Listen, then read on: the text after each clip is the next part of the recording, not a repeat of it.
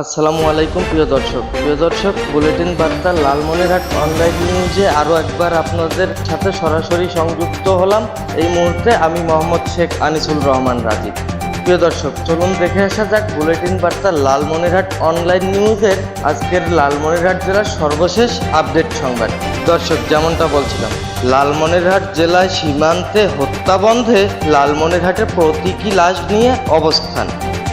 লালমনিরহাট জেলায় সীমান্ত হত্যা ও অগ্রাসন বন্ধের দাবিতে লালমনিরহাটে একটি সংগঠন প্রতীকী লাশ নিয়ে অবস্থান কর্মসূচি ও মিছিল করেছে।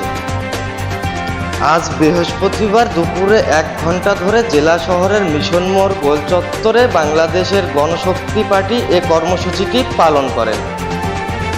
গণশক্তি পার্টির আহ্বায়ক হানিফ বাংলাদেশি বলেন, বাংলাদেশের সঙ্গে ভারত ও মিয়ানমারের সীমান্ত রয়েছে। ভারত ও মিয়ানমার সবসময় বাংলাদেশের উপর অগ্রাসন ও সীমান্তে প্রতিনিয়ত হত্যা চালিয়ে যাচ্ছে। ভারত সীমান্তে নিরীহ মানুষকে পাখির মতো গুলি করে হত্যাও করছে তারা। অন্যদিকে কিছুদিন আগে যশোর সীমান্তে বাংলাদেশের একজন বিজিবি সদস্যকে বিএসএফ গুলি করে হত্যা করেছে বলেও জানান তারা। এদিকে গত 4 মাসে ভারত সীমান্তে 21 জন বাংলাদেশি বিএসএফের গুলিতে নিহত হয়েছেন। তিনি তার বক্তব্যে আরও বলেন, বিভিন্ন মানবাধিকার সংস্থাগুলোর হিসেবে 2010 সাল থেকে প্রায় 1276 জন বাংলাদেশিকে বিএসএফ হত্যা করেছে এবং 1183 জনকে আহত করেছে। গত 5 ফেব্রুয়ারি থেকে মিয়ানমারের অভ্যন্তরীণ যুদ্ধ মাস্টার ছেলে 2 জন বাংলাদেশি নাগরিক নিহত হয়েছেন।